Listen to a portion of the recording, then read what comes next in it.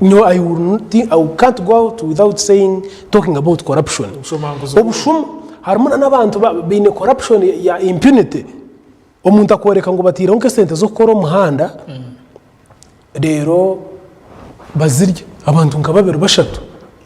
Umuhanda tabagukora speaker Jotham hamwe na chairman. Ora nk'abantu nkabana bashitama bakwata umuhanda gwace bare byanamera bagurya. Rero kigamba ngo waba umuntu mubi wajirota, so we are saying no, we actually twaguma twiniyanga ari kugira ngo ngukubarampe mponame. We shall kill this country.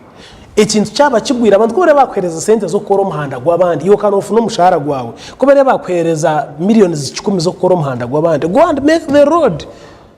Ako abantu bizo no bari no babona sente kuzirezire zemeze ishomero reka zibe zishomero ezo muhanda zibe zo muhanda niho mushahara gwawe niwo no gwawe ongatu wayenda ngo kwati konkecho nacho nicho rotatinga aha spending umuntu ari naronda karuru